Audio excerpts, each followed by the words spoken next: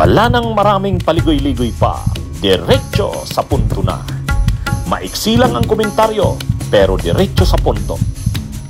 Maraming kuro-kuro, may tiwali, may totoo. Dito, sa Puntong Diretso tayo. Punto Diretso.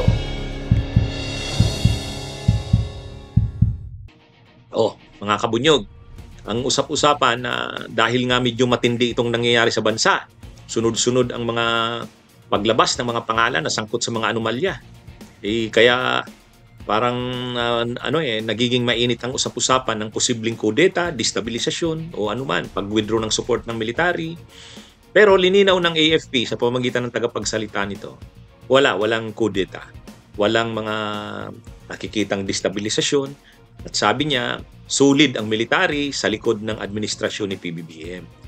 Hindi raw totoong may plano ang AFP na patalsikin si Pangulong Bongbong Marcos na gagawin daw sana noong malawakang protesta kontra korupsyon. Kumalat ang mga impormasyon online.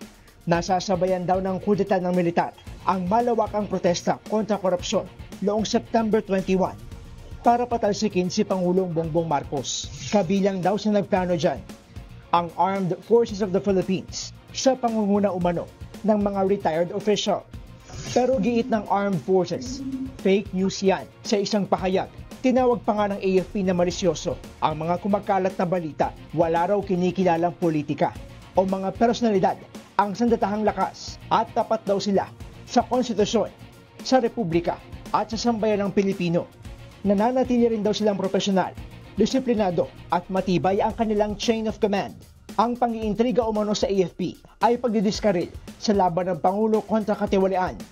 We can say that the Armed Forces of the Philippines remain intact. We continue po to support the anti-corruption drive ng ating Pangulo. Nitong Martes lang nang aminin ng tagapagsalita ng AFP na nakipagpulong nga ang kanilang liderato sa retired officials. Pero wala raw itong ibang kahulugan at pinansya lang daw nila ang seguridad ng kanilang kampo. Alam naman po nila mismo sa kanilang sarili bilang dati po namin talagang kasama in the uniform service kung ano po talaga yung loyalties ng mga nasa active service. Pinuri naman ni AFP Chief of Staff General Romeo Browner ang lahat ng mga sundalong hindi nagpadala sa emosyon noong kilos protesta. Wala rin daw ni isang sundalo ang humawak ng armas at nag-aklas. Nagsimula kasi itong ugong-ugong na ito ng di umano'y coup o kaya mga destabilisasyon sa isang kolom ni Manny Mugato.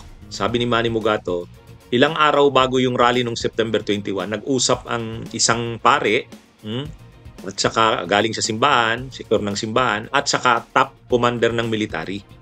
Parang yung mga clergy at saka yung military nagpaplano ng coup or destabilisasyon or withdrawal ng support kay PBBM. Aba ang sabi sa akin, 5 lugar daw ang aatakihin ng mga rioters, no? Yung Malacanang, yung Campaginaldo, yung bahay ni Speaker Romualdez, ano? Yung bahay ni Saldico at yung bahay ng Madiskaya. Balak daw sunugin yung mga bahay na to at yung Malacanang balak sunugin, no? Gusto nilang magkagulo para mag-trigger ng response sa military, no?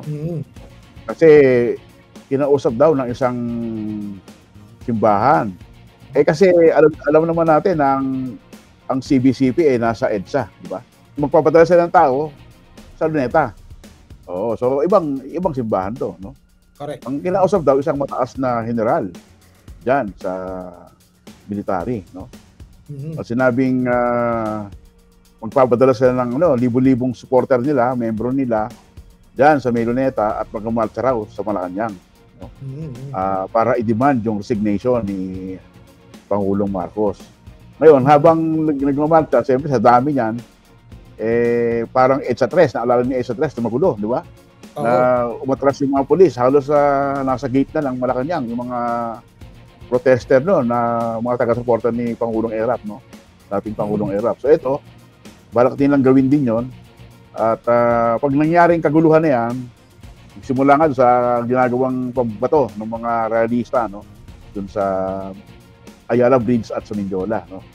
kung sakasakaling makagulo, ang inaasahan nila, sabi nila, signal yan para sa military na mag-declare ng withdrawal of support kay Pangulong Marcos, no?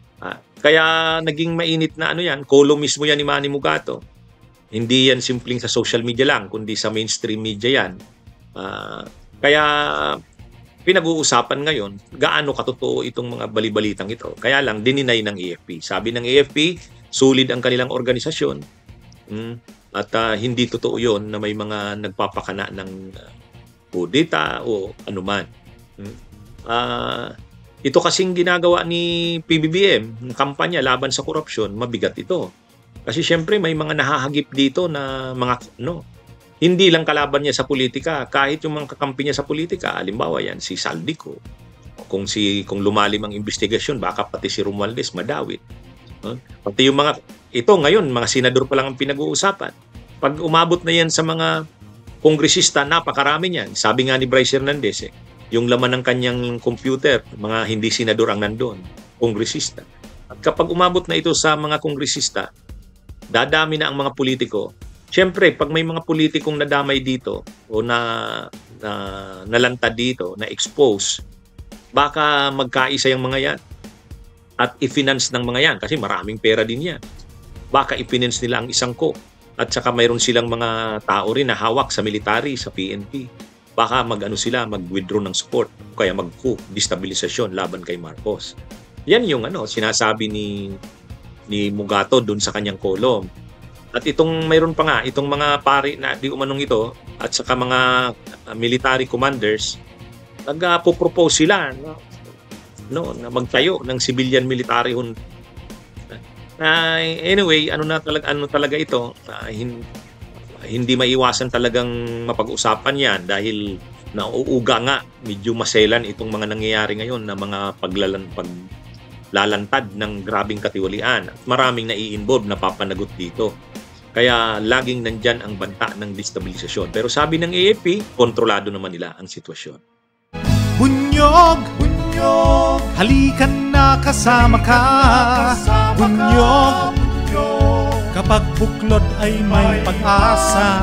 Luzon, Visayas, Mindanao, isa ang pananaw.